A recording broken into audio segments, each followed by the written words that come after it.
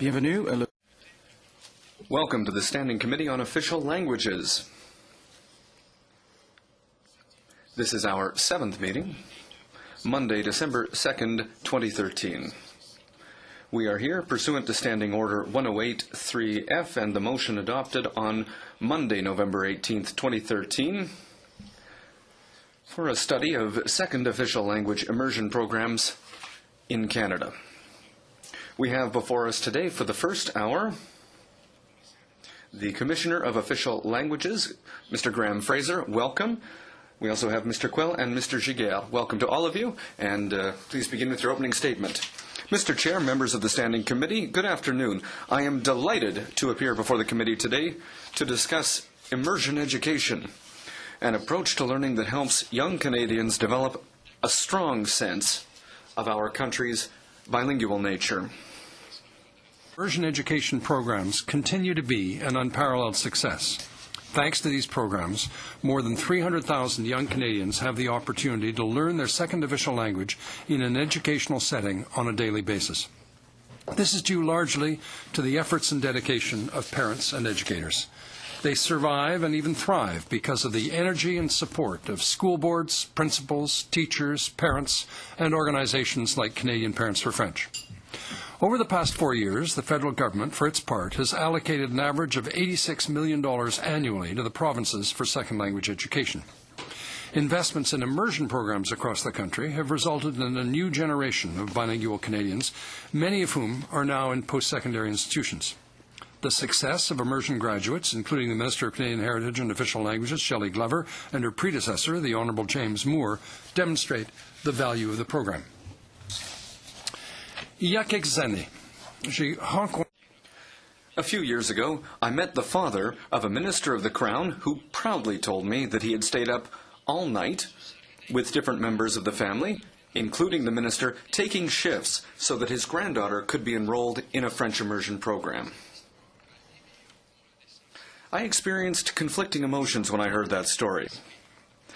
On the one hand, that Canada was sufficiently egalitarian that even a minister would not have any special access to immersion for a family member, and that a family member would organize itself in shifts around the clock waiting in line outside the school board office was inspiring. On the other hand, treating access to immersion like Rolling Stones tickets is an appalling way to distribute what should be a universal right to quality second language instruction. The fact that this is still necessary 4 decades after Dr. Wallace Lambert's wildly successful immersion experiment in Quebec is cause for concern. Window into the realities and challenges of immersion, providing a sense of what immersion programs are, what is required to sustain them, and what the benefits can be to individuals, families, and entire communities. What immersion is not, however, is a panacea, nor is it the only way to learn French. Neither should it drain resources away from core French instruction in Canada, as I sometimes fear it does by attracting the best teachers and the most committed students and teachers. Despite a high level of interest in immersion programs, some challenges do need to be tackled if we want to increase the level of proficiency of young Canadians in both official languages. I often worry that unilingual parents see French second language programs like immersion as a system that produces perfectly bilingual graduates or as the one and only way to learn French. These expectations are both unrealistic and counterproductive. In the global economy, learning other languages is in itself an advantage. It opens doors to a multitude of opportunities around the world. Learning French can be a stepping stone not only to bilingualism, but also toward multilingualism. In fact, many young people working in the international field today got their start through exposure to their other official language. We become more adept at learning new languages when we learn a second language, so it's easier to learn a third once you've learned 2. I've always been impressed by young Canadians who started with our 2 official languages and learned a third language abroad. Au Canada, l'immersion offre aux étudiants un programme structuré. In Canada, immersion offers students a structured program that involves taking all or a significant proportion of their courses in their second language while benefiting from special second language learning supports and assistance. Immersion programs are, however, much less available in universities in Canada than they are at the elementary and high school levels.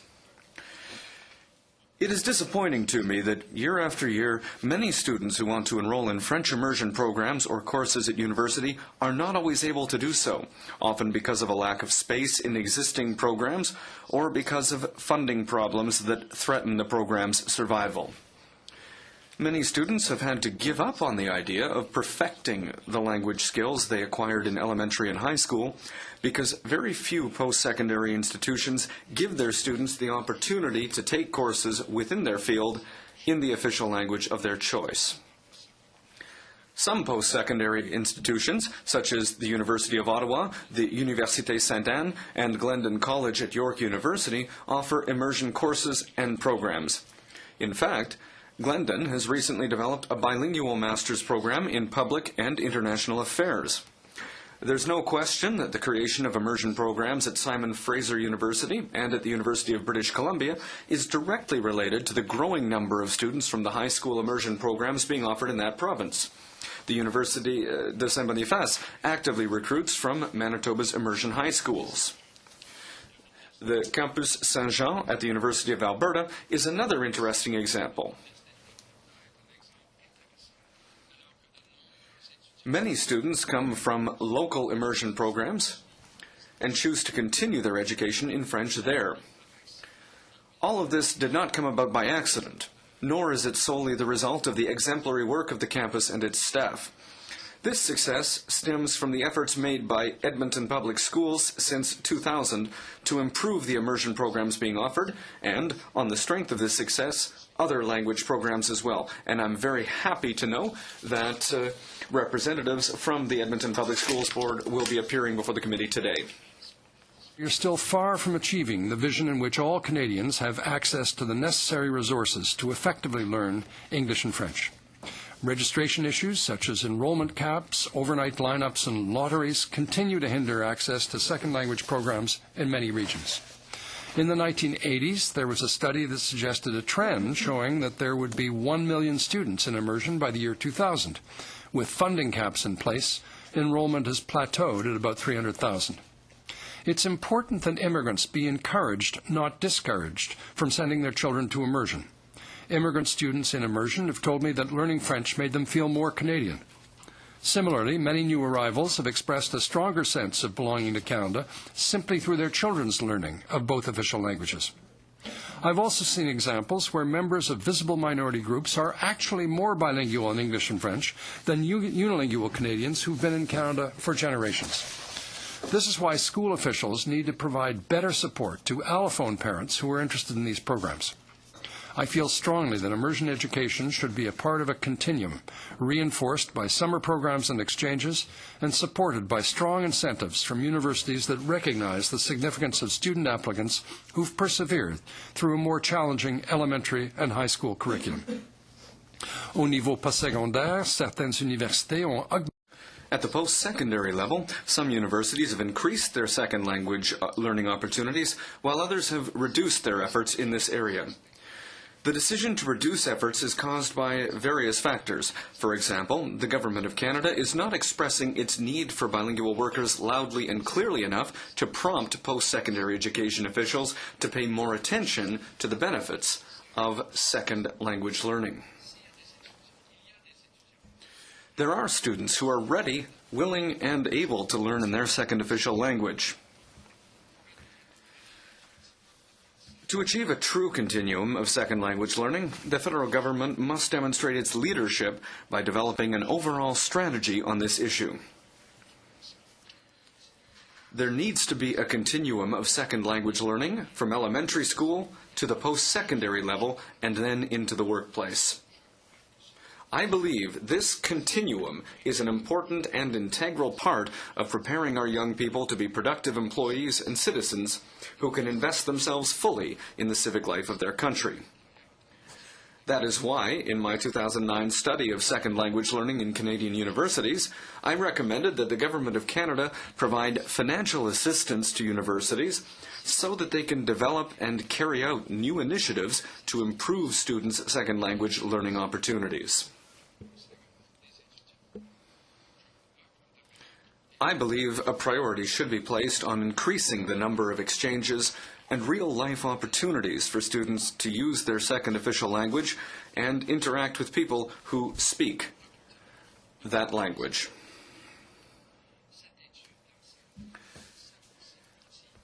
As a complement to the 2009 study, we developed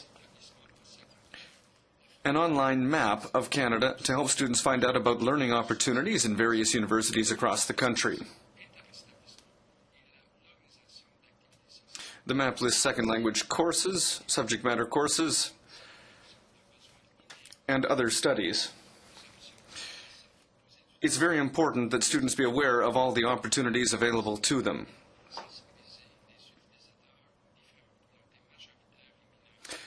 This study also raises awareness of the number of communities across the country where official languages are spoken. In my 2011-2012 annual report, I recommended the Prime Minister take the necessary measures to double the number of young Canadians who participate each year in short and long-term language exchanges at the high school and post-secondary levels. Of Quebec, data from the 2011 census reveals a troubling decline.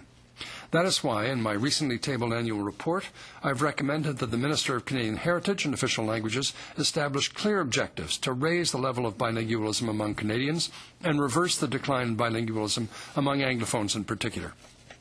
Today, I suggest that committee members develop and recommend a plan to the Minister that could be rolled out in time for the 150th anniversary of Confederation in 2017. I would also like to reiterate my recommendation that the Government of Canada provide financial assistance to universities so they can develop and carry out new initiatives to improve students' second language learning opportunities. To achieve a full continuum of second language learning, the Government must demonstrate its leadership by developing an overall strategy on this issue. Finally, I recommend the Government refer to the Protocol for Agreements for Minority Language Education and Second Language Instruction, which will strengthen and support the initiatives and investments outlined in Canada's Roadmap for Official Languages 2013-2018, so that any Canadians wanting to learn their second official language will have the tools to do so. On this point, Mr. Chair, I will conclude my remarks. I thank you for your attention. We'd be pleased to answer any questions you or your colleagues may have. Merci beaucoup. Thank you very much, Mr. Fraser. We will have 45 minutes of questions and comments from members of the committee, beginning with Monsieur Godin. Merci, Monsieur le Président. Thank you, Chair. I would like to welcome the Commissioner, Mr. Graham Fraser, to the committee. I would also like to welcome the two members of his staff who are accompanying him today. You say in your annual report, Mr. Fraser, that the federal government isn't according enough importance to linguistic duality as being a Canadian value.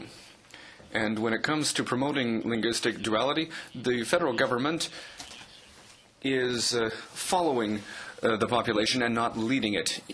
In your opinion, what are some concrete changes that the government needs to make in order to better promote linguistic duality through immersion programs in this country?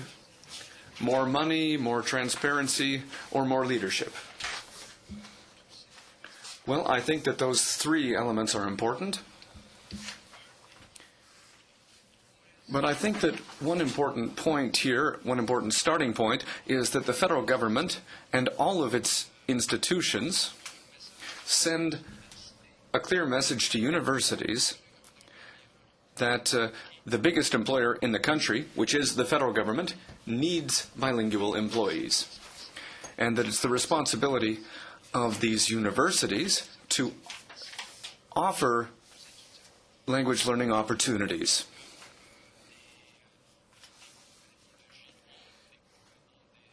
It's the same for engineering companies, for example, who send a clear message to engineering faculties saying we need employees who are trained in a specific way. I think that it's very important that deputy ministers, who are, if you will, the recruiters in chief for their organizations,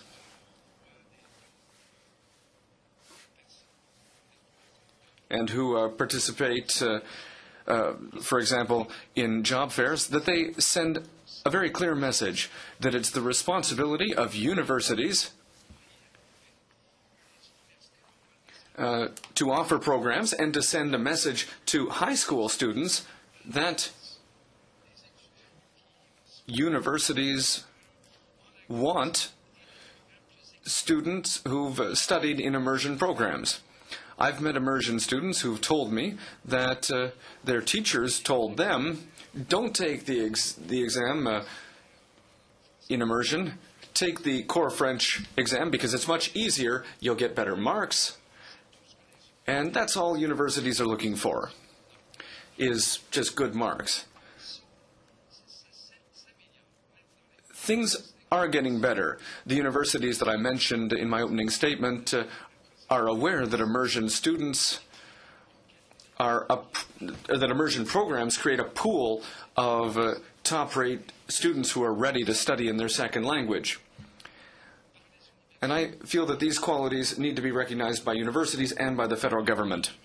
In your 2012-2013 report, your fourth recommendation asked the Minister of Canadian Heritage and Official Languages to take measures to increase the level of bilingualism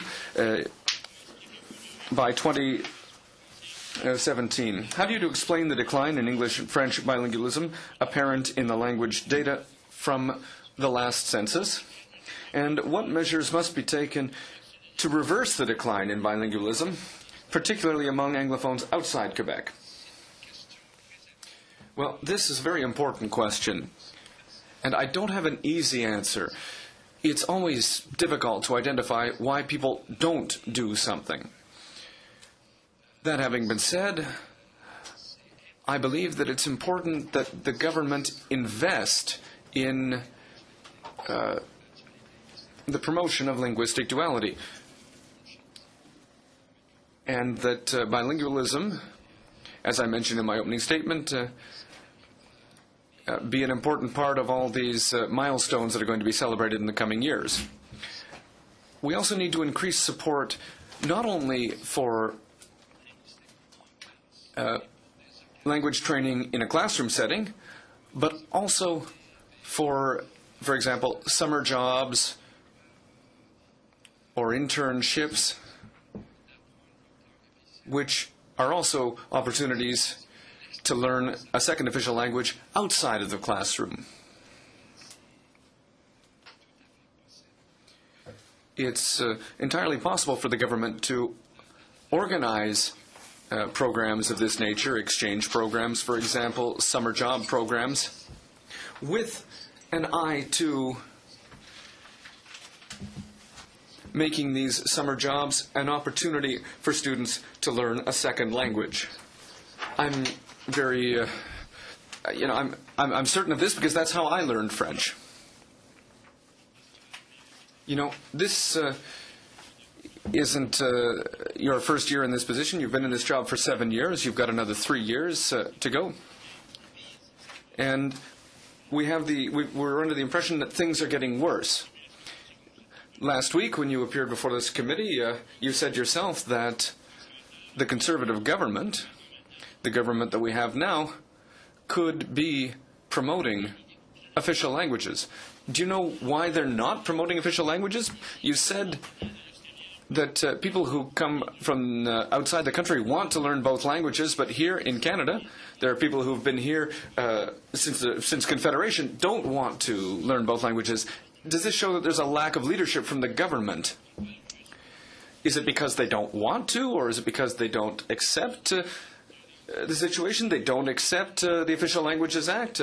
We have all kinds of issues with translation, for example, and it's frightening to see that there are departments that are telling their employees you have to write your reports in English only.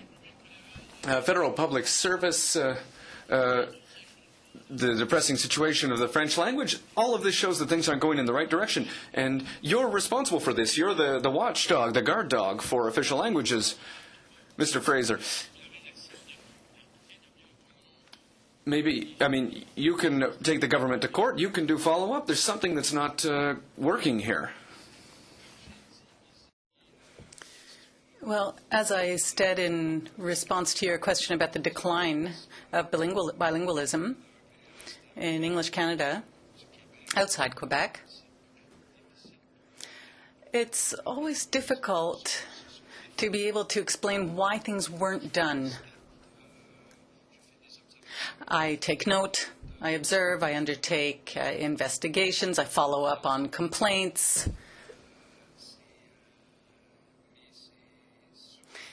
However, it's difficult to respond to the question of causes. Thank you, Mr. Fraser, and thank you, Mr. Godin. And we'll now move on to Mr. Gould. Thank you very much, Mr. Chairman, and thank you, Commissioner, for coming today.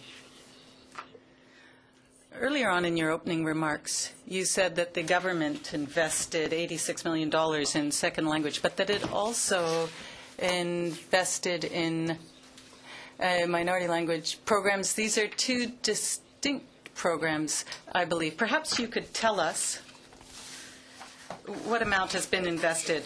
Well, I don't have the numbers before me, unless my colleagues have them. But it's actually an annex to the report on Canadian heritage, where every year they publish numbers on, I see. And so for minority official language, 148, 371, $161,000. And for second language, as I stated in my opening remarks, $86 million. So, and that's in the protocol agreement between the federal, provincial, territorial governments on second language education. And that is the total budget for 2009, 2010 to 2011, 2013. So that's over 3 years. Commissioner, why did you not present those two amounts in your opening remarks? You only referred to the $86 million, because if you total that up, that's $236 million a year. Well, because you were doing your study on immersion, as I understood it, and minority language programs are not immersion programs. Immersion programs are specifically designed for Anglophone children studying in French. So there is no equivalent in English in Quebec, nor is there the equivalent in minority language communities. So this was designed within the Anglophone community in Quebec to teach French to their children, and it exists in some private institutions for Francophone students, but that's a very different question. And so we're not talking about immersion. Now, if you would like to do a study on minority language programs, then I'd be happy to respond to that. But these are two very distinct programs.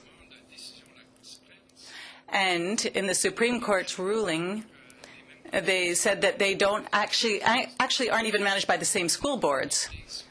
So minority language schools are managed by those school boards, which is not the case for immersion.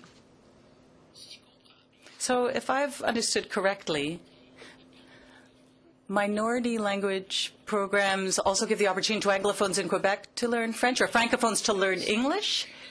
Well, these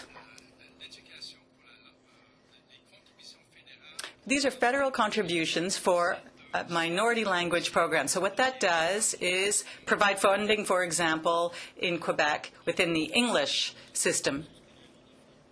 So in the English school board,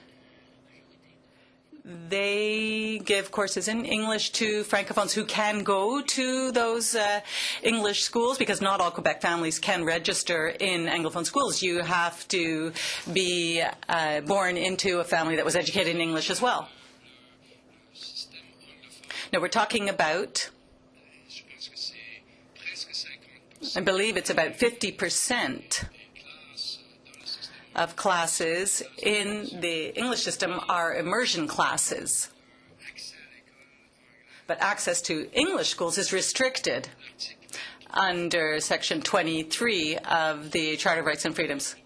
So what that says is that one parent has to have been educated in English. So what that means is that in some English schools in Quebec, Commissioner, what is the difference then between a Quebec family, French-speaking family, that can go to school in English in order to learn both official languages, compared to a family outside Quebec that can send their child to a French immersion program? I mean, the purpose is the same, to learn the second language. So why do you make the distinction between Quebec and the rest of Canada when the ultimate purpose here is to learn the second official language on both sides? Well, I'm not the one, actually, who has made that distinction. It's the Section 23 in the Charter. So the immersion system was expressly designed for Anglophones for specific reasons at the time in Quebec. And for specific reasons, or for whatever reason, there wasn't necessarily the same program. So for historic reasons, there was that program for Anglophones that you're more familiar perhaps with than I am. But when you refer to an immersion program in Canada, you're referring to an immersion program that is for Anglophones. There is no equivalent for Francophone students in Quebec.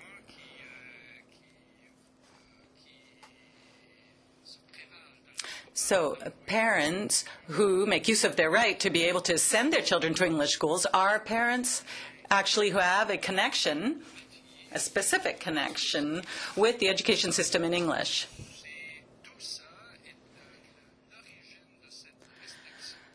And the origin of these criteria, has to do with Bill 101 in 1977. Under Section 23, or rather Section 23 was actually designed to deal with those criteria under Bill 101. Commissioner, after 40 years of the Official Languages Act, do you think that an injustice is being done to Quebecers who want to be able to learn both official languages? That's for Quebecers to decide.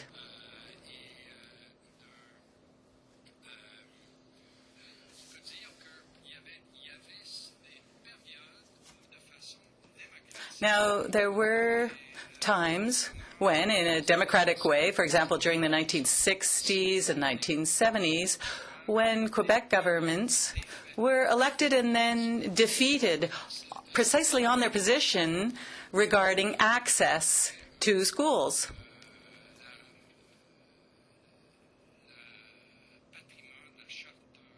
After the Constitution was repatriated, there was a Charter of Rights and Freedoms, and after that, then, it didn't necessarily become an issue of political debate because it is a right that has been defined, and the only way to change that is to amend the Charter. Thank you very much, Mr. Gould, for your question. And we'll now move on to Ms. Saint-Denis. Thank you very much. So at first blush, in reading your report and listening to you, one can only agree. However, how effective is your report? You make recommendations, and I would think, in theory, that the government would attempt to respond to your recommendations. Is that what happens? Are there any negotiations or discussions on this? Or do you just make recommendations and then that's it?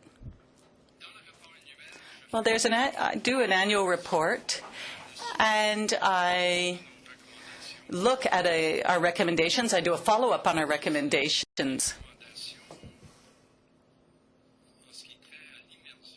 Now, with respect to recommendations on immersion, I would say it's a little more problematic because education is a provincial jurisdiction.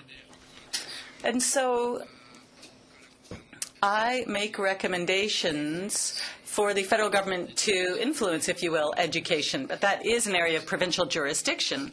There are ways in which the government can act in order to add more ingredients, those that are perhaps absent at the time.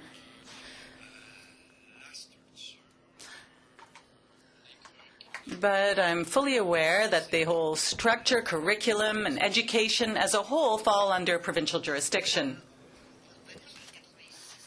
Then I'll get back to the $86 million. You said that that's annually.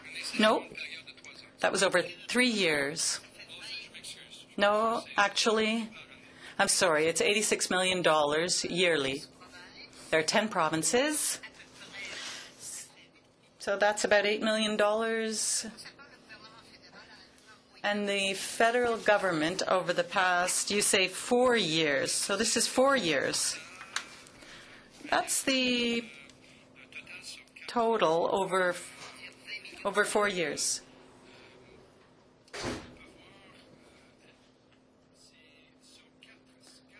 So over 4 years,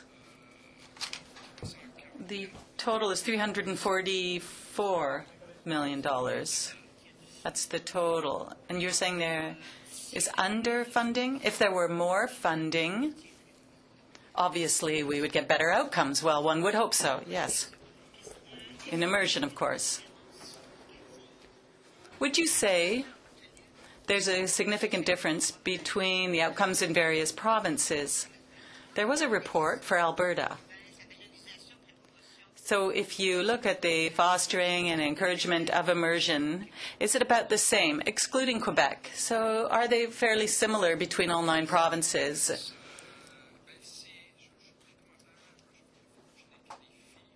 I'd have to qualify my answer to that. You see, we do not do any sort of evaluation of results in education itself. And there isn't really any sort of common evaluation system in the country. This was discussed within the Council of Ministers of Education of Canada. That is, whether or not there should be some sort of template in order to be able to have a common system of evaluation. And so that we would know if a student in immersion in Alberta or in Saskatchewan or Nova Scotia would be able to know how they're doing compared to others. When you meet people from the Edmonton Public Schools, for example, I think they can tell you how they use the DELF system. That's a French system. And they wanted to use the evaluation system that's used by the Public Service Commission. However, after 1 year, the Commission decided that wasn't necessarily compliant with their legislation. So even though they did want to have a Canadian evaluation system in order to be able to evaluate student progress, what they had to do, in fact, was go abroad and use the DELF system. But that was one of the keys to their success. That is, that a student could know not only how they were doing compared to others within their class, but they could also find out how they were doing in the broader international context. Commissioner, do you have any statistics on how, for example, children from more or less privileged groups are doing in the immersion system? No, I don't have those numbers. I think the best source for statistics on immersion programs are in the Canadian Parents for French annual reports. They do incredible work and meticulous work collecting data on various aspects of the immersion programs. Now, anecdotally, I could tell you that I spoke to one parent in the west of Toronto who said that the school board district, for their schools, was organized in a north-south fashion, which meant that there were children from the, as you would say in the States, the projects. So you would find students coming from, example, Jane and Finch social housing projects who would end up taking the bus every day to go all the way down, quite far away, in order for their students to be able to go to immersion schools. Why? Because they know that that is an important ingredient in social promotion and in social advancement, rather. So you've raised an interesting point. Often the immersion program is accused of being an elitist program, funded with public money, taxpayers' money. And I find that rather frustrating.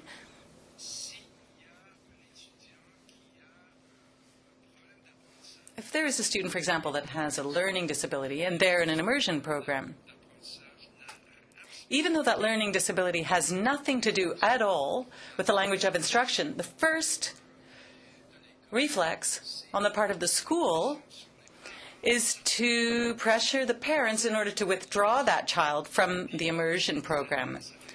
And then what that means is that after a few years in 7th, 8th, or 9th grade, all those children who had those learning disabilities end up being in the language of the majority, and immersion then becomes by default the program for those who excel, because all those who don't excel are withdrawn from the program, and afterwards the program itself is criticized, and I think it's an unfair criticism. Thank you. Thank you, Ms. Saint-Denis. Ms. Bateman. Thank you very much, Mr. Chairman.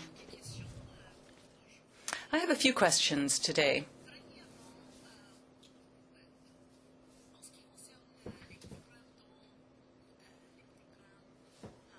I'd like to speak about the core French programs, not about immersion programs.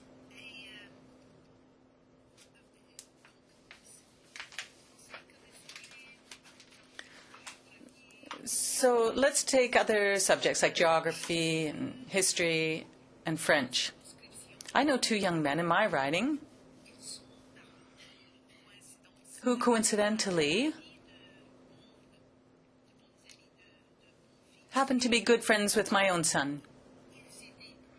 When they were younger, in 7th year, my son chose the late immersion program, and they chose the regular English program with daily core French classes.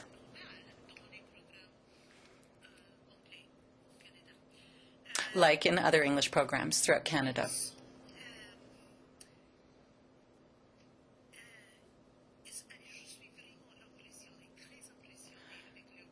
I'm really quite impressed with their abilities and their tenacity, because both of them are now bilingual, just as my son is. So I think it's very important to have these core French classes in all English programs throughout Canada. And I'd be very curious to know whether or not you have a vision for improving core French. Well, I'm very pleased to hear what you said.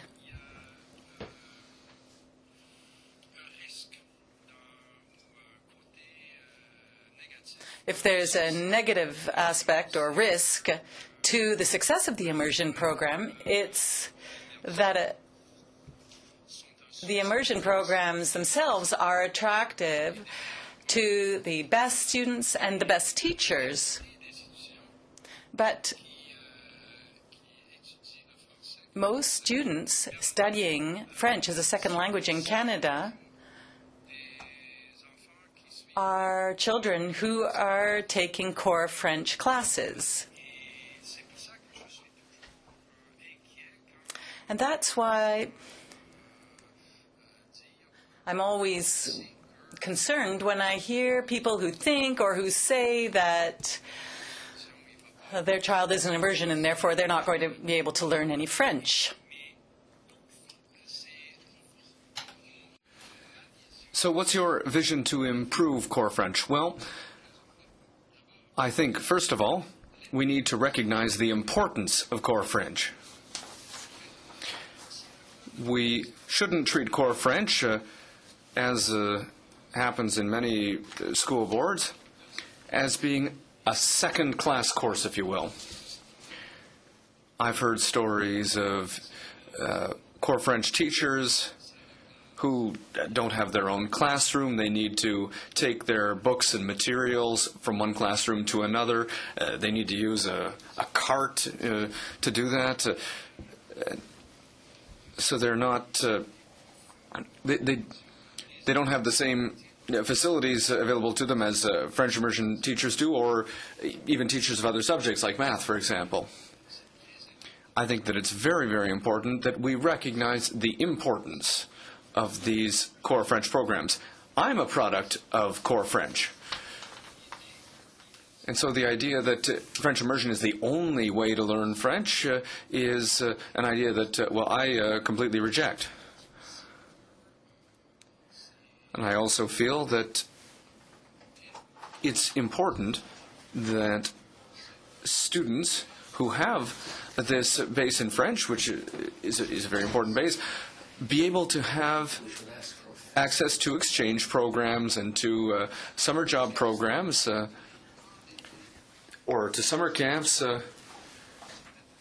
In other words, to opportunities where they can speak the language outside of a classroom setting.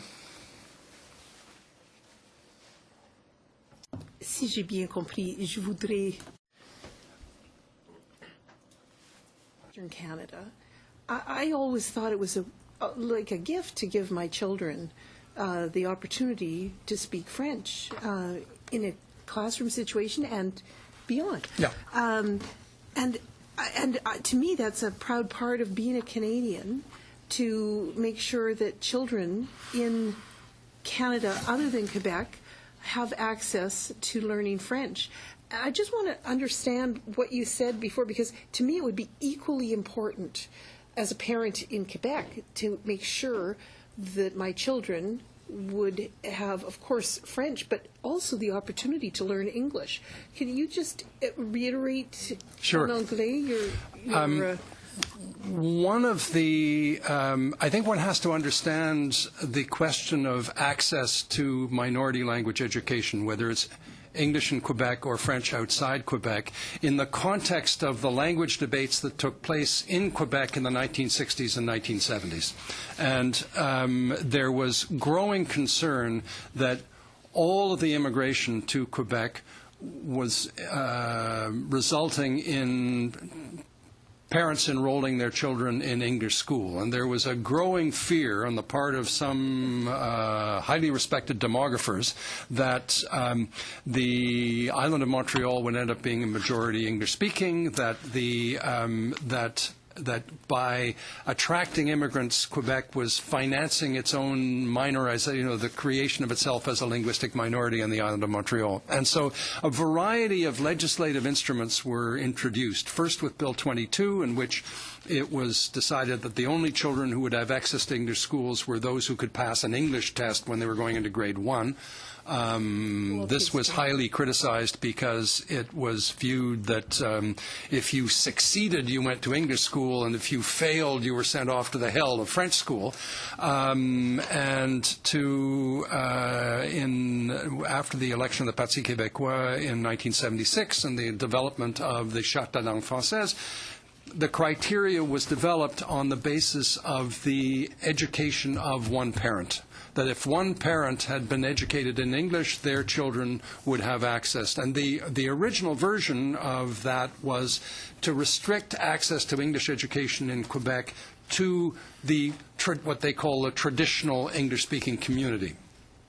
With the charter and with first the Blakey Supreme Court decision and then the charter in 1982, that was broadened to people who had been educated in one parent educated in English in Canada.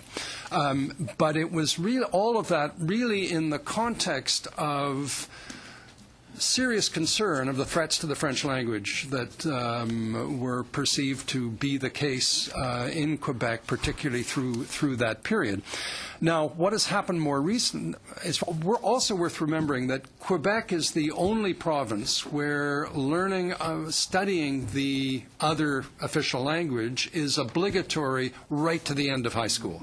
In Quebec, it's introduced in grade 3, and it's obligatory. They've been moving it down to, I think they've got down to grade 1, and it is the only province where learning the other official language is an obligatory program right through to the end of high school.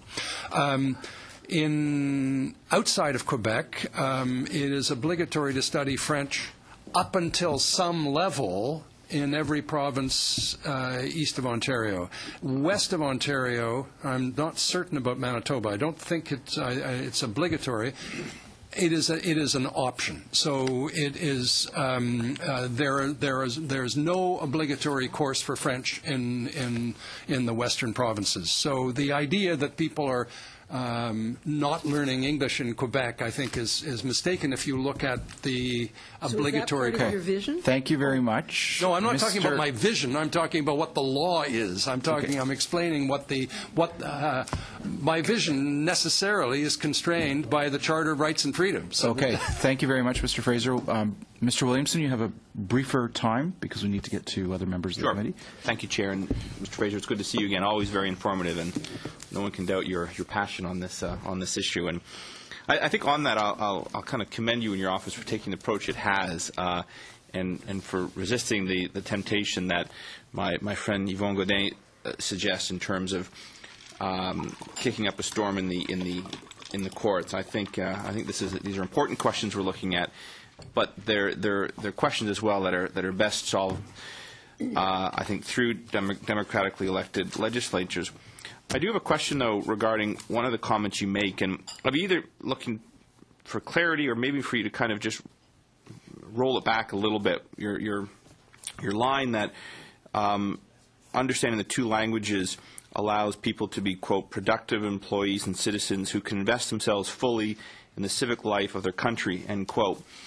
I'd ask you to explain this, because to me that suggests in order to be fully Canadian or to fully participate as citizens, you have to speak both languages. And I don't think that's true. I can point to numerous communities in my riding and communities across country, French and English, where individuals, families can contribute greatly and do in a single language. And I've made it a practice to talk about bilingualism and what that adds, but I don't believe speaking a single language makes someone less Canadians or puts them in a position where they cannot contribute as bilingual individuals can. Two things. Just in terms of my interventions before the courts, I have intervened before the courts 14 times. There are other cases where I will be intervening before the courts. We've established clear criteria for when we intervene before the courts, so I wouldn't want it to be left on the record that I've avoided using the judicial tools that I have at my disposal. If I was suggesting that unilingual Canadians are less Canadian than others, that was certainly not my intention. I think that one of the nuances that you've always got to bring to the table about Canadian bilingualism is that we are two majority unilingual societies that live side by side. But I think that for people who wish to engage at the national level and understand the country as a whole, it is hugely important, and that is why it has become now taken for granted in every political party that to aspire to political leadership, bilingualism in the two official languages is essential to be able to understand the country as a whole. And similarly, there are certain important public positions. Parliament decided unanimously that agents of Parliament who need to be able to communicate with parliamentarians in their language of choice need to be bilingual.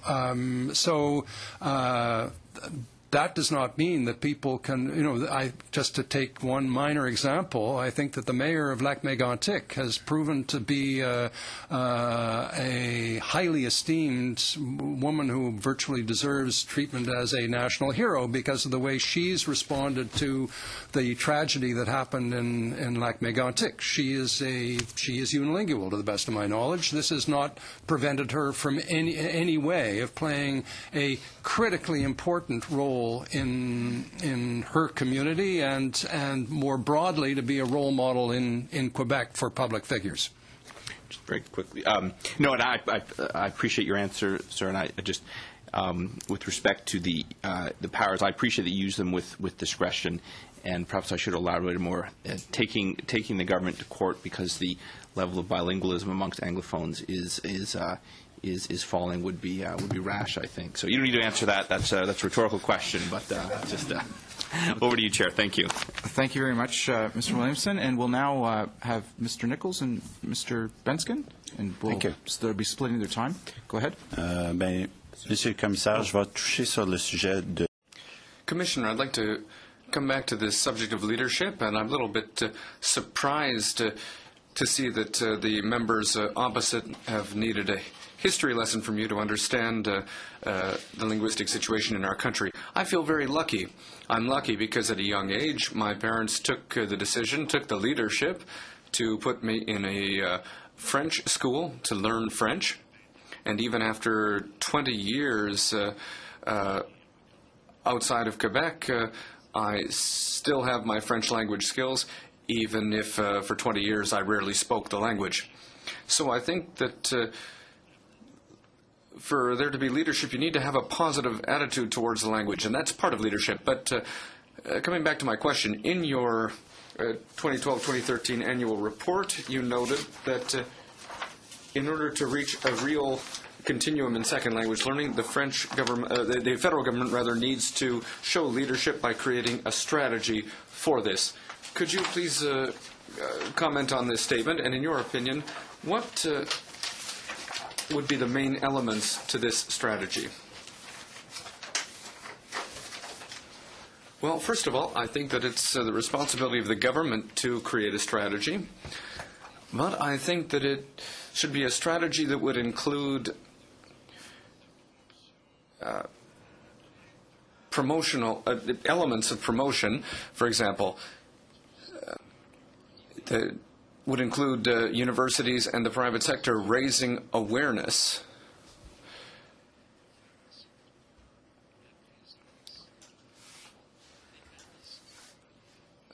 of the fact that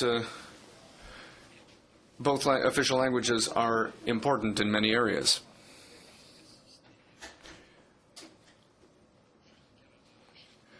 I took part in the Canada Games in Sherbrooke, Quebec this summer, and that was a great example of the leadership that can be shown in an institution that has received funding from the federal government.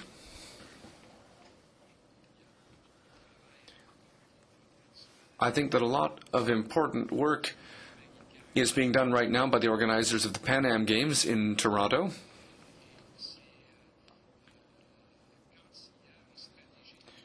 When there's an awareness strategy, even just the fact that that strategy exists can bring new energy to the situation.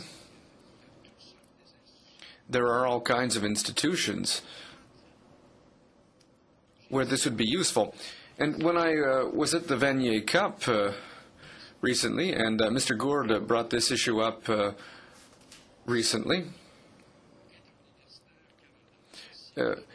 Canada's inter-university sports program has leadership that is really involved in official languages. They put a lot of effort into making sure that the Vanier Cup would be a bilingual event.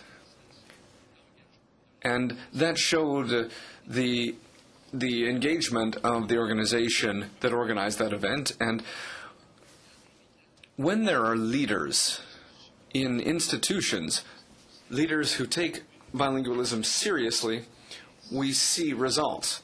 And if the government were to create a strategy that could be used widely,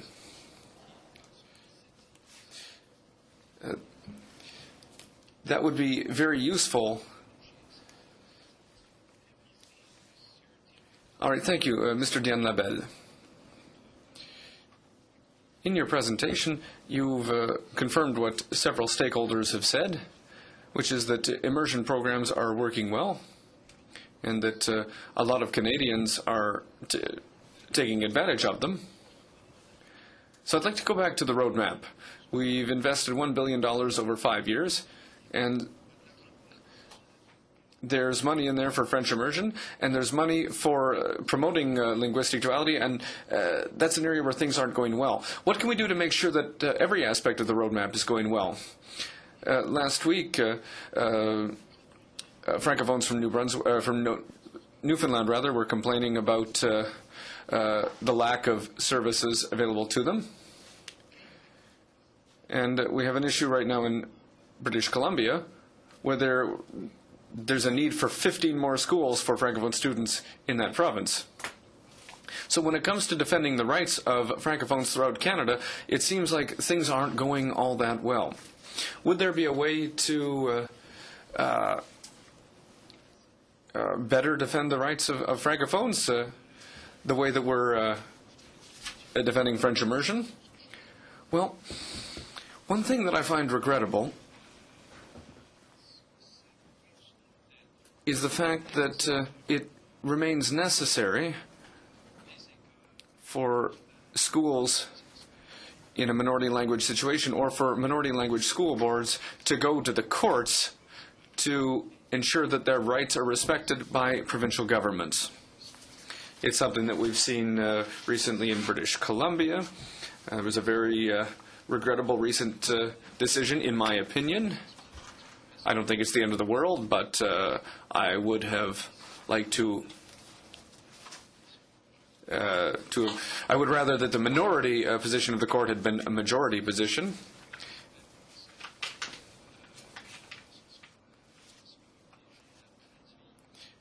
Concerning the fact that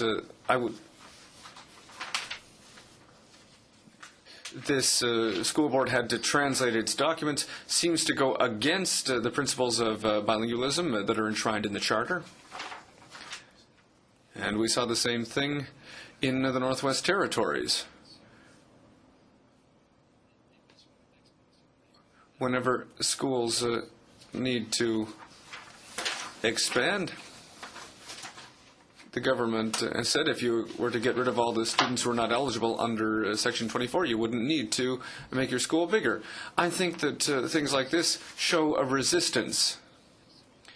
Now, immersion is a very good tool for keeping bilingualism alive in Canada, and also, but that having been said, offering services to minority language communities is essential. And we need to make a distinction here between immersion, which is a language training tool for the majority, and the support that we give for minority language schools who have a completely different role when it comes to defending language rights. All right, thank you, Mr. Diane Labelle. And I would like to thank Mr. Quell, Mr. Fraser, and Mr. Giguère for your appearance before the committee today. We're going to take a 2-minute break to welcome our next witnesses. Thank you to everyone.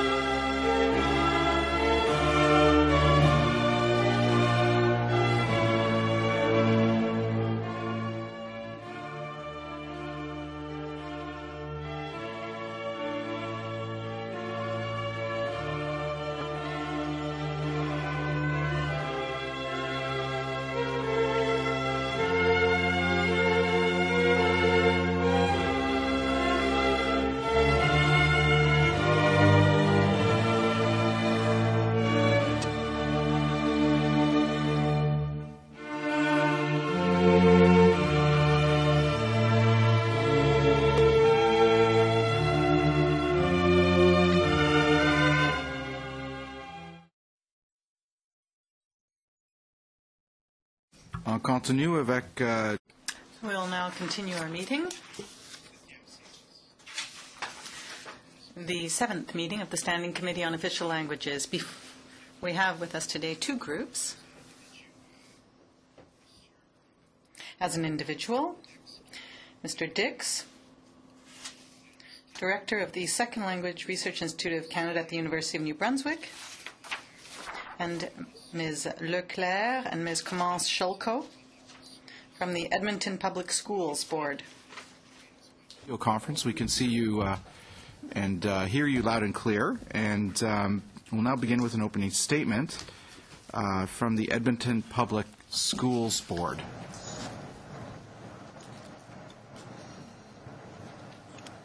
Thank you, Honourable Chair and Honourable Members. I am pleased to speak on behalf of Edmonton Public Schools regarding this committee's study of official languages immersion schools. During this time, I will share information about the context of French immersion within our school district, the key issues and challenges faced, and some of the recommendations and suggestions we have. We are very proud of the fact that Edmonton Public Schools has a strong national and international reputation of very successful second language programs and innovative supports for these programs. Our school district has approximately 85,000 students. We offer the most diverse language programming in a school authority in Canada, with partial immersion programs in 7 languages, a large and comprehensive French immersion program, and second language courses in 12 languages. We offer a number of supports to our students who study a second language and to our second language teachers, including international credentialing opportunities, the establishment of the Institute for Innovation in Second Language Education, called ISLE, partnerships with local, national, and international governments and organizations, and comprehensive policies and regulations to support quality language programming. We are very proud and we feel very lucky, as these are just a few examples of the strong context within our French immersion programs are thriving. The Commissioner of Official Languages, Mr. Graham Fraser, has stated Edmonton has developed, bar none, the best immersion system in the country. However, we are a district of continuous improvement. In 2001, our district conducted a comprehensive program review of our French programs, and based on those results, initiated a French language renewal project and set many goals. Just over a decade later, we have attained many of those goals by doubling the numbers of students studying French and increasing enrollment by over 69%.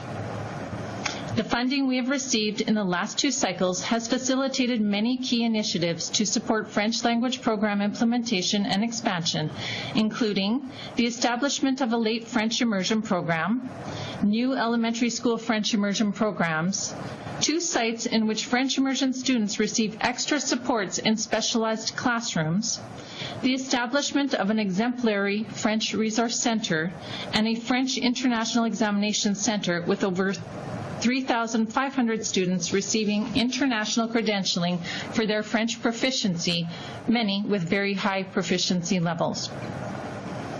We are particularly proud to report that we now have close to 41% of our students studying French. One of the challenges we have faced related to French immersion programming directly relates to our vision that all children have opportunities to become bilingual or perhaps plurilingual. Having this vision means many things. First, that we must consciously welcome all students into our programs and support their success. Second, we must have programs widely available. And third, that parents, communities, and educators must understand and value the French immersion program.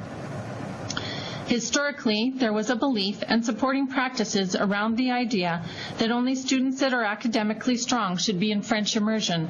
However, research and experience have demonstrated that students with various special learning needs can be successful and sometimes flourish in the program and achieve many benefits from second language learning. We also know that students, parents, administrators, and especially teachers need more supports to feel able to effectively meet the range of learning needs in a French immersion classroom. In our district, we are working feverishly to develop and provide a range of supports, including early literacy interventions in French, improved French immersion literacy training for teachers, access to inclusive teaching strategies, and more. Our second challenge involves accessibility and availability of programs. Edmonton has a large urban sprawl, a growing population, and numerous program choices for parents.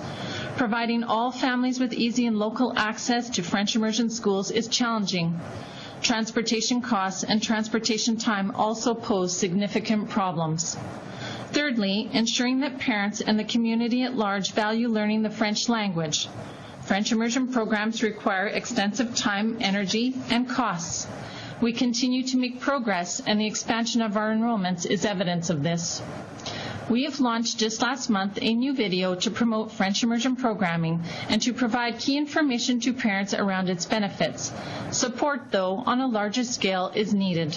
Targeted work is needed in this area, and the protocol provides a possible venue to carry this message. I have just described three of our key challenges. Additional challenges include smooth articulation and transition of our students into post-secondary education and availability of a healthy supply of qualified teachers and supply teachers. You have also invited us today to provide recommendations on how federal government could enhance its contribution to the teaching of the other official language. In general, the protocol and its content remain strong. However, in the spirit of continuous improvement, I wish to share some thoughts with you. The development of longer-term protocols enables provinces and school authorities to maximize their focus and impact, to enable school districts to plan and to strongly focus on implementation. The longer-term focus and stability of funding over time has had a strong impact on the quality and results. Having said that, the delays or lag time between the end of one set of protocols and the beginning of implementation of a new set of protocols, especially during times of fiscal restraint, can have a devastating effect on the maintenance and/or implementation of initiatives. Any reductions in this lag time would be a significant improvement that would make a great deal of difference to school authorities. In terms of specific content in the protocol, I would like to draw your attention to the outcome domain, Second Languages, Primary and Secondary, 3.2.2.1, Student Participation. It identifies the outcome, recruitment, and retention of students in second language education programs up to secondary school graduation. As stated earlier, we believe all Canadian children should have the right of access to French immersion programming and should receive quality supports in those programs to support their success. To that end, we recommend that the statement be changed to read, recruitment and retention of a wide range of students with diverse learning skills, abilities, and needs in second language education programs up to secondary school graduation. Or we recommend adding a new outcome that expresses the need to expand access and supports for a wider range of students with a range of learning needs to learn the other official language. From our perspective, this alteration would more strongly communicate the goal that all students be enabled to become bilingual. Secondly, I would like to again draw your attention to the importance that an emphasis be placed on the promotion of French language learning and French immersion programming. This must include communicating the wide range of benefits that second language learning provides. Parents today have many choices, and a concerted effort at the local and national level is essential to reinforce these benefits. The outcome domains could be strengthened to focus actions into this area. We wish to also express that we encourage the continuation of the programs that have been offered, such as Explore program, Exchanges Canada program, CEVEC, Summer Work Student Exchange, etc. We feel that these programs play critical roles in providing our students with opportunities for meaningful out-of-classroom learning. We do have suggestions for new programs that could be the responsibility of the federal government. We believe that the federal government should take leadership in encouraging and supporting the implementation of a common framework of reference for languages from kindergarten to post-secondary levels and beyond. We have worked with many languages for many years in the implementation of several frameworks, and by far the Common European Framework of Reference has been the strongest for kindergarten to post-secondary education. We have used the CEFR extensively in classrooms and with other languages with great success. We also believe that it has played a key role in improving our teachers' second language teaching, our students' learning, and fundamentally has helped us to improve our student language proficiency levels. National implementation of this framework would strengthen French programming across Canada in many ways, including by increasing coherence and transparency around language proficiency expectations, by fostering understanding among school authorities, elected officials, parents, post-secondary institutions, and employers regarding what to expect from graduates of these programs at various levels, and by facilitating a smoother transition of students into post-secondary second language courses. A further need that could be addressed by the federal program is through the establishment of separate funds to support emerging needs and innovative responses to these needs. We envision this to be a special initiative fund that would overtly encourage and prioritize interprovincial or pan-Canadian initiatives and/or initiatives that are innovative and responsive in nature. We envision these initiatives would be managed directly through the federal government and would not have to be restrained by the provincial requirements and protocols. I understand there's latitude in the protocols that enables these kinds of initiatives. The references to this possibility in the agreement presently appears to be heavily bureaucratic, and as a result, organizations with innovative or emerging projects may not engage in the process, as they anticipate being constrained through the required levels of agreement. There does not appear to be a process in place for the field, such as school jurisdictions, to identify and propose these types of emergent initiatives and needs. In conclusion, I wish to reiterate that Edmonton Public Schools is passionate about languages and French immersion and about constantly trying to improve.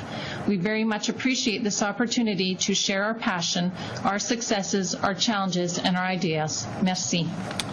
Thank you very much, Madame Leclerc. I want to thank you for this brief. It's an excellent brief, and we really appreciate the time and effort that you put into its recommendations. It will be valuable for us in drafting our committee reports. Thank you very much. We'll now go to Professor Dix at the University of New Brunswick.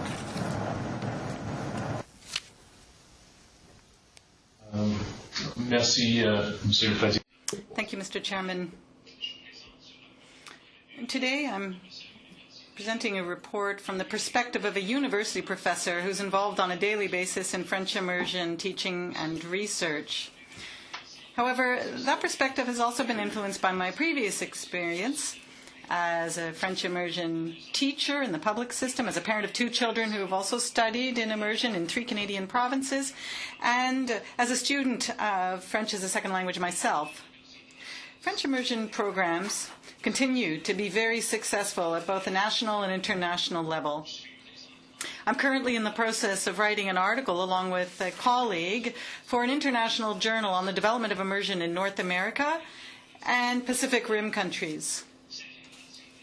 This Canadian innovation in second language instruction continues to be one of the biggest exports from our country and has put us at the forefront of second language instruction internationally.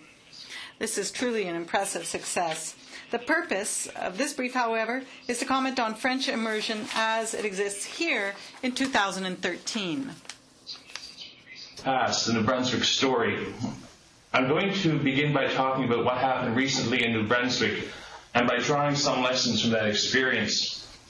In July 2007, the New Brunswick Department of Education commissioned a review of French second language programming.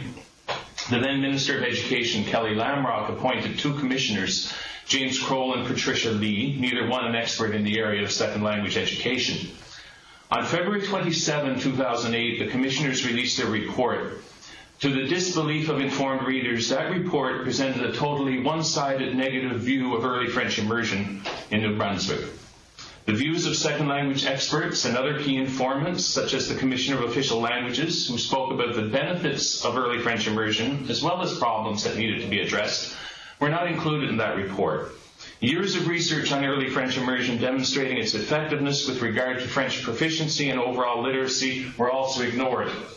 Yet the Minister decided to implement all the major recommendations of the report, including the elimination of early French immersion. Consequently, New Brunswick, Canada's only officially bilingual province, is now the only province without an early entry French immersion program. In fact, it does not have any French second language programming from kindergarten to grade 3. This radical decision to eliminate the grade 1 early French immersion program was unnecessary and unwise. According to the New Brunswick provincial government's own assessment statistics, early French immersion is the only program that has a large majority of students consistently achieving intermediate plus oral proficiency, 82% of them. And in addition, 33% achieve advanced proficiency in oral French. By way of comparison, 44% of late French immersion students achieve intermediate plus proficiency, and only 4% of core French students. There's no evidence that students in any other program reach intermediate proficiency by the end of high school. I would recommend, therefore, that the federal government, while providing support for other entry points to immersion, focus upon early French immersion as the standard entry point for French immersion across Canada. I'd like to talk now about French immersion as a universal program. French immersion has been described by some as an elitist program that contributes to segregation. However, French immersion in New Brunswick, as in the rest of Canada, is an integrated part of the public school system. It is also a choice that in principle is open to all parents. It is difficult to see how the term segregation could apply in this context. There is, however, an undeniable degree of streaming that occurs in schools that offer early French immersion. It would appear that public policies as well as economic and social forces affect streaming. Children with special needs either have problems related to ability or behavior or both, since the two are often connected. It is also the case that more students who experience difficulty come from lower socioeconomic backgrounds. Understanding these complex interrelationships and providing teachers with the resources to address them are crucial to student success in any classroom or educational setting. It is important to address the streaming issue in order to make early French immersion the inclusive program it should be. Parents of children who are more likely to find school academically challenging should see early French immersion as a real option for their children. Early French immersion offers the best chance for children of a wide range of academic abilities to become bilingual because it focuses primarily on language development in the early years and does so in a very natural way, very much like the way students learn their first language. So as a corollary to recommendation 1 then, I recommend that the federal government support early French immersion as the most inclusive program option and ensure that supports are in place for teachers and students so that learners of a broad range of abilities enter into and remain in early French immersion. L'immersion précoce est-elle une réussite? Early immersion, is it a success? We've seen that the level of proficiency for immersion graduates is higher than that of students from other programs. As well, many university studies undertaken across Canada have confirmed the success of the early immersion program. However, despite these positive results, there's a problem with dropout levels at the secondary level from immersion programs. This doesn't reflect, however, a lack of will on the part of students to continue their studies in French. In many cases that students would like to follow are not offered in French. This is particularly the case for advanced math and sciences courses. If we want to have a higher percentage of graduates from our French immersion programs and a higher level of language proficiency, we need to do more at the high school level. Otherwise, all of our efforts at the elementary and middle school levels will be in vain. So I recommend that the federal government encourages the provinces to increase resources available at the high school level for the development and offering of more or a broader range of courses in French. Initiatives that target training and recruitment of bilingual teachers in maths and sciences is critical. For education. As a professor in the Faculty of Education, this is of particular concern to me. Our experience has consistently been that there are many students who wish to undertake studies in education to teach in immersion, but do not have the required language proficiency level. Many of these are graduates of French immersion, and a number have also completed majors in French at Canadian universities. Clearly, in order to reach a level of language proficiency to teach French, one needs to do more. The issue of alternative French options at Anglophone Canadian universities, coupled with exchange or medium to longer stay programs in Francophone milieu, are critical to having a pool of linguistically qualified candidates who can then become pedagogically qualified. I recommend, therefore, that the federal government enhance its support of exchange and medium long-term programs for prospective French teachers and provide support to Anglophone universities to provide alternative French learning opportunities for students. L'avenir de l'immersion. The future of early immersion. The immersion program has gotten much bigger over the last 45 years, and it's had a major impact on second language learning in Canada and around the world. But there's still a lot of progress that needs to be made. There are two important questions we need to ask. How can we take advantage of the existing of students' existing knowledge of language in their first or second language when it comes to French immersion? And how can we help students with learning difficulties succeed in French immersion? Currently, 3 of my PhD students here at the University of New Brunswick are looking at these issues in French immersion classes. These PhD students represent the future, and they're playing a critical role when it comes to making sure that our programs can be offered to a more diverse clientele. They have financial support from the federal government through bursary programs offered by SSHRC and by Heritage Canada in the context of the Official Languages in Education program. They wouldn't be able to undertake this research without this support. So I recommend that the federal government maintain and improve its support for research in second languages, and particularly when it comes to support for graduate and postgraduate students. In particular, early French immersion is both a national and an international success story. There is, however, still a lot of work to do to make this program accessible to a wider audience here at home. Currently, we see wide discrepancies in enrollments, with 36%, 23%, and 21% of students enrolled in immersion in Quebec, New Brunswick, and PEI, but only about 8 to 10% in other provinces and territories. The enrollment trend is upward, and that is positive, but we need to do better. We need to remove the barriers. There is no need for lotteries to decide who gets in, and the lack of support for struggling learners should not be creating a system where only some can stay in. We can do better to create a more truly bilingual society. We must do better. Thank you. Merci beaucoup. Merci, Monsieur Dix. Thank you, Mr. Dix.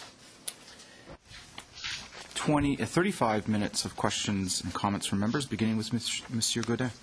Oui, merci, Monsieur le Président. J'aimerais... Thank you, Chair. I would like to welcome Mr. Dix, as well as our representatives from the Edmonton Public Schools Board, Ms. Valérie Leclerc and her colleague Marie. I have some questions for you, Mr. Dix, and my colleagues will be asking questions to the Edmonton Public Schools Board. First of all, yes, it's true that in New Brunswick, when students started immersion in grade 5 at one point, or grade 1 at one point. Now the government brought that up to grade 5. There were protests following this decision in New Brunswick, and parents, I think, were unanimous in saying that they wanted French immersion to start in grade 1. And the government that made these changes retreated and offers programs now in grade 3. Why do you feel it's important that programs start in grade 1? Why is early immersion important? Since the changes in 2007, well, I've been on this committee for a long time, and we've had professors from the University of Ottawa, from the University of Toronto, from the University of Vancouver, from everywhere. We've asked these questions, and it's always been said that the earlier a child starts their second language learning, the more success they'll have. Do you agree with that statement, and what do you think about what's happened in New Brunswick? Yes, I agree for the vast majority of students. I mean, that's the case. I mean, certainly there are some gifted students who can succeed with late immersion programs, with programs that start in grade 6, for example. But I think that it's a very good idea to have options, when possible, to have different entry points into the program. But when it comes to immersion that starts in grade 1 or even kindergarten, I think that it's a very good idea. The problem is that when students, well, if students start in grade 3, parents have to decide if they're going to put their child into immersion or not. And the first question they'll ask is, how is the student doing in English? Do they have issues in English? Does the student have problems in other subjects? If there are any problems, for example, the parents might say, or the teacher might say, oh, maybe you shouldn't put your child or our child into French immersion. And it's something that we're seeing now. I've recently spoke to the principal of a school who said that in his school, this had a really negative impact in that the strongest students are going into immersion and those who are less strong stay in the English program. And so if we want to fix issues of segregation or problems of inequality between the programs, that hasn't happened. I think things are getting worse. You've also said that the decision to eliminate the early immersion program in New Brunswick came after recommendations in a report written by Carol Crow and Patricia Lee, and you said that the recommendations were based on a poor interpretation of the data. So what are the errors of interpretation of this data? And then what are the recommendations of the report written by James Crow and Patricia Lee? And why are they so radically different from yours? Well, I can't really answer the second question. It's not just that their conclusions are different from my conclusions and different from those of most experts in the field of second languages. But the problems in terms of the data and the statistics that were misinterpreted, well, they looked at dropout levels from programs from year over year. But there was other research that had been completely ignored that they didn't use in their report. I've already written documents on this subject, and I could certainly send them to you if that would help. And you say that in other provinces, there is early immersion. It starts at a very young age, and you've said yourself that New Brunswick is the only province that is bilingual in the country, and they're the ones who aren't offering early immersion. Is there not a problem here? Is it because of costs that things happen this way in New Brunswick? Because parents, Canadian parents for French, for example, that we had 350 people rally in front of the legislature in New Brunswick, say, hey, don't take that away from us. Then if it's the monetary problem, what will you recommend that it happens? Or what is the real problem? Right. Yeah, I think there was quite an influential, a small but influential group of people that made strong arguments that the early French immersion program was having a negative impact on the English program, and that as a result of early French immersion, students from higher socioeconomic backgrounds, more advantaged students were going into immersion, leaving the English program défavorisé. So, and that argument somehow not proven, won the day nonetheless.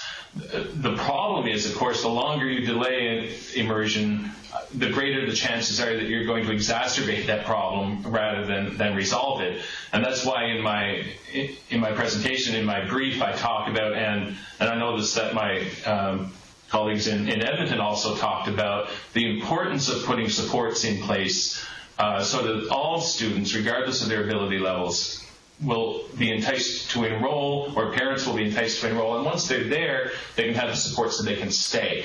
And I think unless we do that, we're going to be faced with these same criticisms again and again. Okay. And we'll be going around this again in another 5 years. Thank you very much. Mr. Daniel. You going first? Good. Mr. Williamson. Sure. Thank you. Thank you, Chair. Is it Mr. Dix or Professor Dix?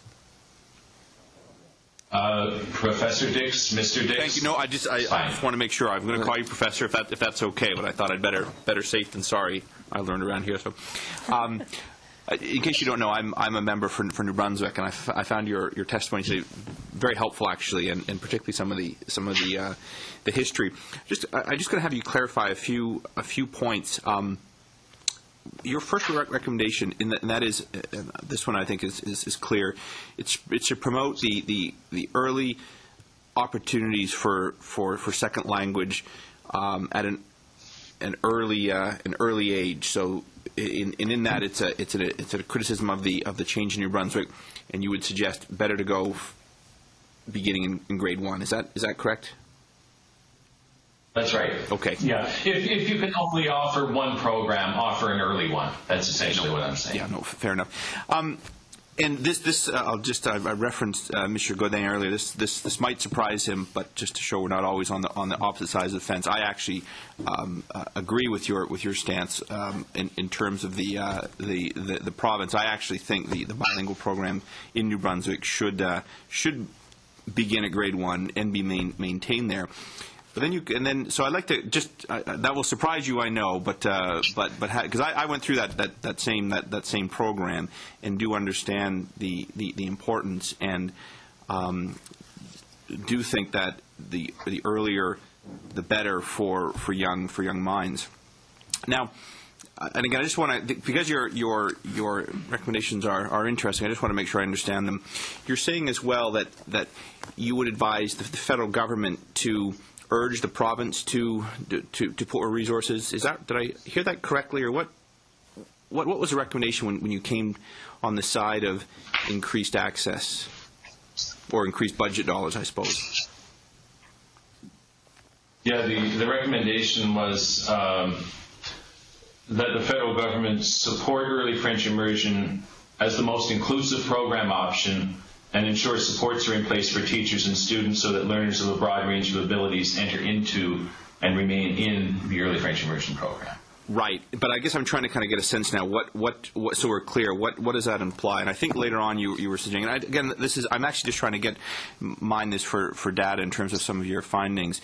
You're suggesting that there should be some pressure, a nudge from the federal government, from Ottawa, for the province of New Brunswick to look at that, lowering that age? Well, I understand that the federal government doesn't control the education policies of the provinces, but obviously if there are significant dollars supporting official language education, I would think that the federal government would want to make sure that those dollars are being spent so that the widest range of students of varying abilities can take advantage of those programs, and whatever targeted funding that could be provided to provinces so that supports can be put in place for teachers and students of a wide range of abilities to succeed. I think that would be a positive thing. I'm not actually hostile to your recommendations. I'm just trying to understand them better. You're right. Obviously, from a taxpayer point of view, we want to get the best value we possibly can for taxpayers. We already contribute, I would say, significantly to provinces across the country, including New Brunswick, which actually benefits disproportionately because of the linguistic makeup of the province and its bilingual character. So I'm just wondering, are you saying we should kind of nudge them to go a little further? I'm just trying to get a sense of where. Or are you saying we should put more dollars on the table? That one I might give you a hard time about that one. But what exactly are you suggesting? Is it kind of a little you'd like to see Ottawa encourage the province start at an earlier age? you'd like to see dollars more dollars on the table? What is it exactly you think would help in this situation? Well, I would like to see funding targeted towards an early entry program that can provide the opportunities for the widest range of students, rather than a later starting program that's going to benefit a smaller range of abilities. Oh, fair enough. On that, you'll have no disagreement from me. And again, Mr. Yvon Godin is gone. I hope he's not sent out a press release on this. I was just going to say, and the chair will appreciate this, I speak for myself, not for the government. So thank you very much, and I appreciate your time, Professor. Thank you. Thank you very much, Mr. Williamson. Madame Saint-Denis, vous avez la parole.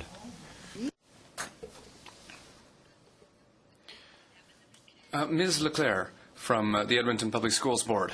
There you are. How do you explain the success of immersion? What triggered the success of immersion courses in your province? More so for the success within our own school board. As I had mentioned, in 2001, the Commissioner of Official Languages, an MLA, and our Superintendent of Schools met to discuss the decline in numbers within our school district in French immersion, to the point where it was becoming quite drastic. A promise was made at that point from our superintendent that we would double our numbers within 10 years, and we have done that successfully. From that discussion, in 2001, there was a survey done of parents, staff, so it meant teachers, principals, educational assistants, students, consultants, and they surveyed to see what may be some of the issues that we are facing that could be stopping us from increasing our numbers and from having such a successful program. In 2002, we came up with what we called the French Language Renewal Project, and from that study, we developed some recommendations for what does a successful language program look like. And so with those 3 years and the recommendations that were made, we proceeded to start to implement those recommendations to improve our programs. And I'll speak to a few of those if you like. One of the things that we found that was very, very helpful for us is that we had a very strong board of trustees. Our superintendent and our central leadership staff was very strong and very supportive of the French language programs in our district. From that recommendation as well, we developed a very strong consultant corps. So we were a corps of approximately 6 consultants, which is the largest in Canada, if not in North America, to this date. And so we worked together as a team to implement the recommendations that were indicated in the report. What we found is that we needed to align the French immersion program goals with national and international guidelines. And so we looked at, one of the things we looked at was providing a target proficiency level for our students to achieve. So when students get to grade 6 or grade 9 or grade 12, what does it look like? What does it sound like? Where should they be in all skill areas of communication? We also felt that there needed to be a provision of enhanced resources, and that did not just mean materials, but it meant access to consultants that could work with them for professional development, for developing leadership capacity within the schools in the district. We looked at different technology that we could use in the classrooms and in the schools. Another area we looked at was providing opportunities for students to embrace French outside of the classroom. We often hear from students, well, French, that's in the classroom. It doesn't matter. When I leave this classroom, there's nothing. And so we knew there was a huge gap there. So we actually worked a lot with the Francophone boards within Edmonton We developed some partnerships with Alliance Française d'Edmonton, and we actually participated in many activities that were happening in our small Francophone community, such things as attending Uni-Théâtre, which is plays in French. They would go to the French restaurant, or they'd participate in La Cabane à Sucre. And they were always welcomed in these situations. So it was very interesting to see how our students reacted to that. We also, further on down the line, became involved with French for the Future, with the Youth Ambassador Program, with their Youth Forum. Our students participated in that. And just last year, we sent one student to France on a program through the French Embassy of Canada called Génération Bilingue, where that student spent a month in France looking at the different historical sites. And that was a group with them from all over the world. Another area, as I mentioned, is local, national, and international partnerships. We had musicians come in. We had local authors come in, of course at no cost to the district, because these were part of our partnerships. One of our strongest areas, we developed a comprehensive set of policy and regulations. And so right from the get-go, the recommendations that the report had made were implemented into policies and regulations that our schools had to follow. And of that was also a mandate for our students to start core French in grade 4 and study that until grade 9. And so that has helped a lot as well. As well, we've looked at provincial certification and staff language proficiency assessments. And I could probably go on, but you probably want to ask more questions. So. Je peux en poser une autre? Oui. Est-ce que vous... You seem to be very organized, and this is all very interesting. Do you communicate with the other boards in your province and perhaps school boards in other provinces as well where there are immersion programs? So do you communicate with them? Are there any exchanges between you? Very excited to speak to the Alberta French Language Education Consortium, which was part of our French language renewal that was implemented in 2004. And all of the other school districts within the province were invited into the consortium, as well as organizations such as Canadian Parents for French, Alliance Française, and others. And this is a place where we meet 3 times a year to discuss issues, common issues, or areas that we would like to work on within the province. So that's very exciting. We do not have as much ability to work outside of the province with other districts, but we do work very much strongly with Canadian Association Second Language Teachers, and also ACPI as well, the French Immersion Association. Okay, thank you very much, Madame Saint-Denis and Madame Leclerc. We'll now go to Mr. Daniel. Thank you, Chair, and thank you, witnesses, for being here. I'm actually going to direct my first questions to Professor Dix, if I may.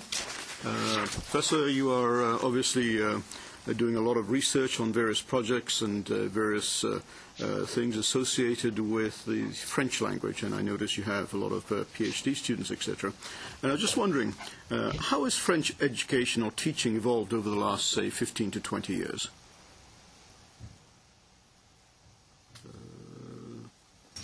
I think one of the big changes that we have seen really involves the whole notion of literacy and multiliteracy in language learning.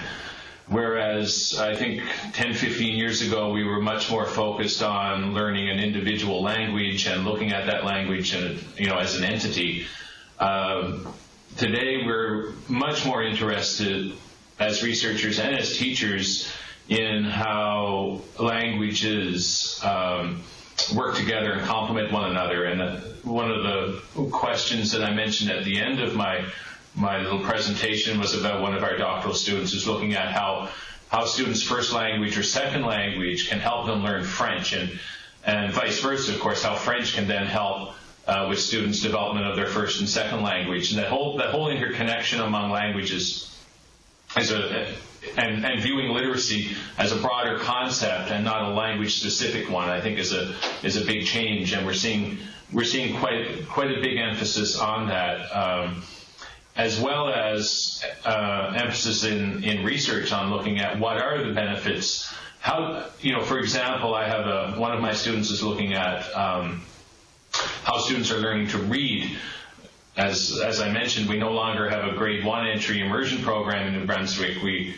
It was postponed until grade 3, so students start in grade 3 now, which means that they come in already having learned to read in English.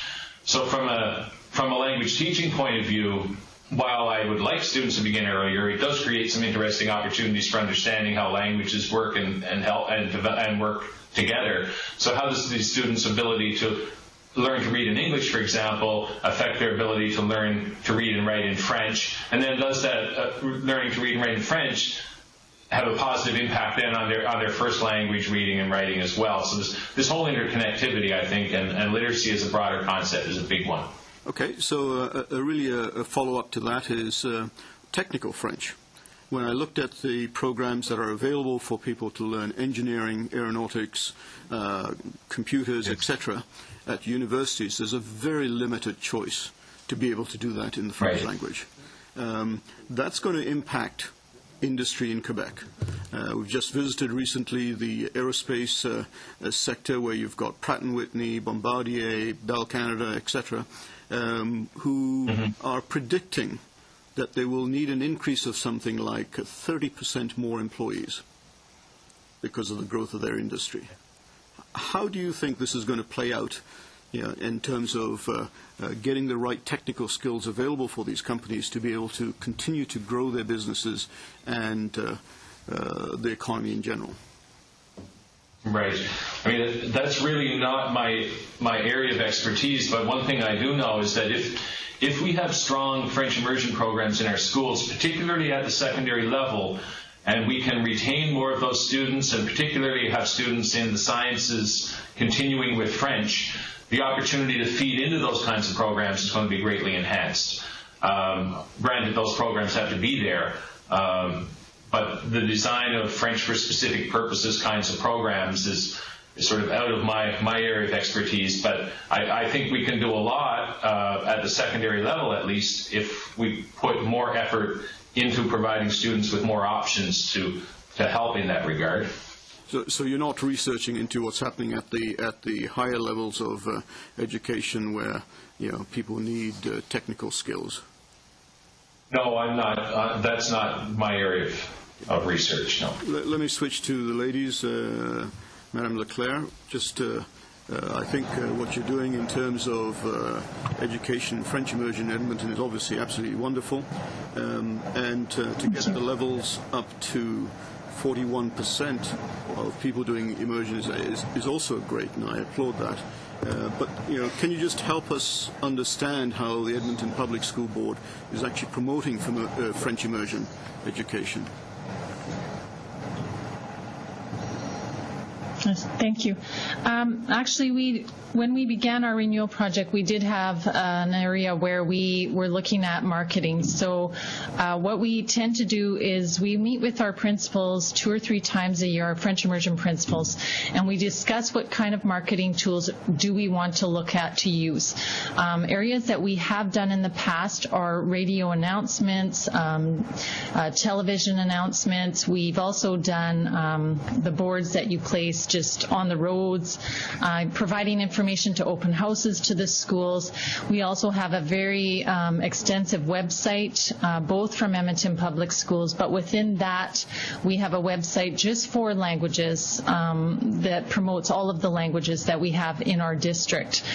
We do work very closely as well with our planning department to obtain information, and also with our research department to obtain data. So we know where should we be marketing, and if we're looking at radio, which radio stations, where is the population that we should be targeting. Okay, thank you very much. Madame Bateman? Very much, Mr. Chair, and I want to thank all the witnesses, but I have some questions for Madame Leclerc, if I may. If I heard right, Madame Leclerc, you were mentioning that you have 41% of your students enrolled in various immersion programs. And that's of particular interest to me because we've had other witnesses, which had 25%, and it was a challenge. And, it sounds like, anyway, can you confirm that that's the number that I heard right? Or? Actually, there is a correction to that. It is 41% of our students are enrolled in French programs, so that does include our core French as well. Okay. So how many of your students are enrolled in full French immersion programming? At this time, only 8%, which is a number of 3,500 or a bit over. But coming from, I believe we were at something like 1,200, to be now at 3,500 is quite a coup for our district. And 35, how many children do you serve in your district? In our district, we have 85,000 students. Okay. So, okay, well, that's very interesting. I just you spoke in your remarks about a study. Well, in terms of your approach of reaching out to French immersion teachers, and it seems that you or bilingual teachers for the French immersion program and hiring and grooming. Could you just speak a little bit more to your strategy on that? Because that's an overwhelming concern for many school divisions and for parents, I might add. Yes, of course. We struggle, as do other districts as well. We struggle the same as they do. We are very fortunate, however, to have a French university right here in Edmonton, Campus Saint-Jean, and so many of their graduates do come to us. But we have teachers coming also from our main university, and so we work very closely with our Human Resources Department, and they will do the initial screening. One of the wonderful opportunities that we've developed for our teachers is that as a new hire, prior to getting a permanent certificate, they will go through what we call a staff language proficiency assessment. And so it's an assessment that we do with them on all of their 4 skill areas to see exactly where they are at in their French. So written, reading, writing, and speaking. They will get a score from that, which will tell them on a basis of 1 to 5 where they are at, and then from that point they can then use that information to obtain bursary money from the district to actually improve their French skills. So it can also be used for if they feel they need to improve in the area of culture, in the French culture. And so many of our teachers will take advantage of that opportunity, and usually what we find is in the summer they will go to immersion programs where they're able to immerse themselves in an accredited university or a place where they're able to pursue that. Did that answer your question? Absolutely, and I very much appreciate that. If I've got time, Mr. Chair, I've just got one quick question also for Professor Dix, if I might. And Professor Dix, I very much appreciated your comments. And, when we hear that French immersion is not provided, at the early stages, starting grade 1, in the one officially bilingual province, it's a shocker. But I remember, as a former school trustee, I remember reading a paper, which you probably are well acquainted with, and this was from the early 2000s, and it basically said that if you want positive outcomes, and if you want to achieve the best possible results in French immersion, you start the programming at grade 4. Now, in my school division that I was a chair and a policy chair and you name it at, we never did that because there's almost there were a number of reasons, but I'm very curious for your perspective on that. Are you aware of that research? And was that the basis for acting on it or changing the level? Thank you very much, Madame Bateman. Just briefly, Professor Dix. I'm not aware of that research. Our results over many, many years here in New Brunswick, we did have a grade 4 entry point in New Brunswick at one point. And research that I've done with the Ottawa Board of Education and others typically show that the early starting students perform the best, followed by those who begin in the middle around grade 4, followed by grade 6, which is what one would expect on overall proficiency results. But of course, it depends who those students are, right? So if you're having some self-selection or some kind of selection going on at grade 4 and grade 6, your results may be comparable, but you have to remember that you're not talking about the same kinds of populations. You're talking about much more select groups in those particular cases. So you have to keep that in mind. Thank you very much. And we'll finish with Mr. Benskin. Thank you. And I'd just like to take a brief second to commend you both. Both of our witnesses for your passion in promoting and maintaining the immersion programs and linguistic duality. My question is going to be for Ms. Leclerc. If I may just sort of take a step back and recap, and I just want to know if I understood this correctly. You were talking about when you were responding to Madame St. Denis' question in regards to you've engaged in outings and various sort of outside of the classroom activities. Has this helped your retention rate? And in that respect, do you think the federal government can help in regards to helping those sorts of programs get outside of your district and get outside of the province into other provinces and other French-speaking communities? Thank you. I absolutely believe it has made an incredible difference for our students to see that French does not only exist within the classroom, but exists outside of the classroom.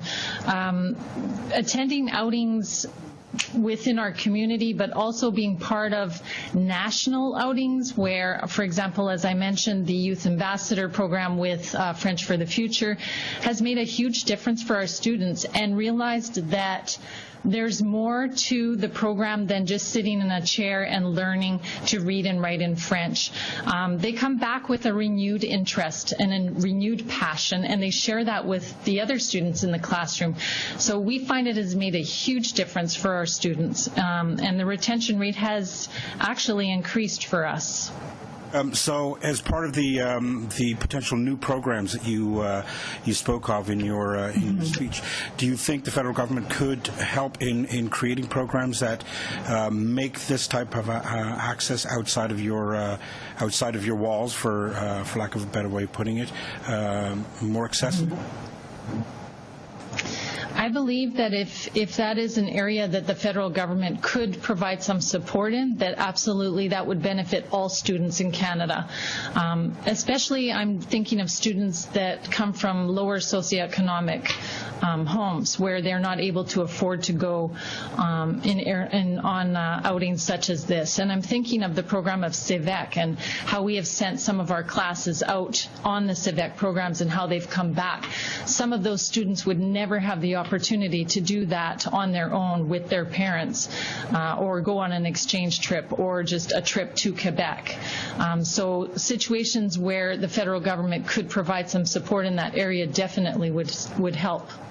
Thank you. And you have actually segued quite nicely into my second exploration. We've been doing the study for a while, and we've heard about many things, and there are many things that have been echoed right across the country, accessibility to programs and so forth. But this is the first time I'm sort of hearing things broken down on a socioeconomic level, where even the commissioner who spoke before you mentioned that there seems to be difficulty with getting with people from lower socioeconomic backgrounds and areas having access to immersion programs, and I wonder if you can elaborate on that a bit more. I will answer your question, and then I'll pass that on to my colleague, Marie-Clémence Chilco, who is the French immersion consultant and works very closely with our schools. We work very closely with our planning department to find out, because they do work with the communities, to find out where we have parents and families that have the desire to learn French. We have found that we are getting a lot of immigrants coming into Edmonton, and that is what they want. They want their children to be French and English. They already speak another language, but they believe that their children, to be truly Canadian, should be able to speak both official languages.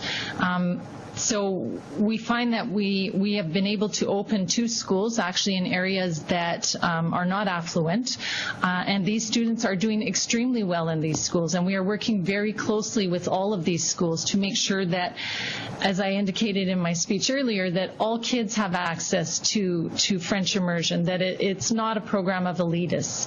I'm going to pass it on to my colleague. Okay, very, very briefly. No? Okay, that's fine, I guess she's... I want to thank all of our Thank you. witnesses for their testimony and their briefs. They've been very helpful in helping inform us in the writing of our report. So thank you very much for taking the time. It was a very informative hour for us. Without further ado, this meeting is adjourned.